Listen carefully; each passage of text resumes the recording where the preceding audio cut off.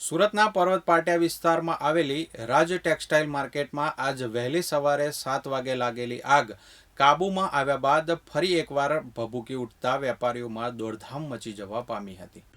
Textile માર્કેટના ground floor પર લિફ્ટમાં આગ લાગ્યા બાદ 7મા માળ સુધી ફેલાઈ હતી, જેને કારણે ફાયર બ્રિગેડ કોલ જાહેર કર્યો હતો।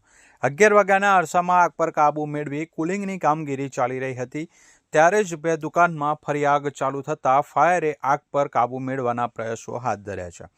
આગને કાબૂમાં લેવાની કામગીરી દરમિયાન બે ફાયર જવાનોને ગુંગળામણ થતાં સારવાર માટે ખસેડવામાં આવ્યા છે, જ્યારે એક માર્શલ પણ ઇજાગ્રસ્ત થયા છે।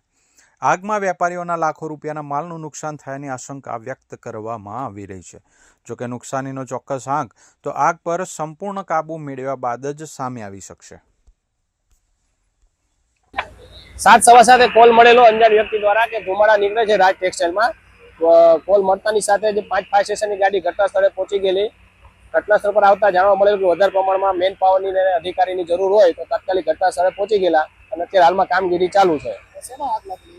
એવું કઈ ખબર નથી, પણ અત્યારે એવું કે છે જ્યારે ગાડી ઘટના સ્થળે પહોંચેલી ત્યારે જે આપણે કેબલ આવે વાયરિંગ એમાં આગ લાગેલી ની નીચેથી ઉપરની સાઈડમાં ગઈ હતી લિફ્ટના હિસાબે। બાકી તો પછી આગળની કાર્યવાહી તપાસ કરતા જ જાણવા મળશે। કેટલા માળે આગ લાગી હતી, કેટલી બિલ્ડિંગો ફ્લોર પર છે આગ? અત્યારે ટોપ ફ્લોર ઉપર છે બરાબર, અને બાકી તો નીચેથી ઉપર ગઈ છે। દરેક દુકાનો ખોલ્યા પછી ખબર પડે કે કેટલી દુકાનોમાં આગ લાગેલી છે અને કઈ રીતે લાગેલી છે। કેટલી ફાયર ટીમ ઘટના અત્યારે 8 થી 10 ટીમો ફાયરની ઘટના સ્થળ ઉપર છે। હા, મેસેજ આપો ના, જાનાની કોઈ નથી।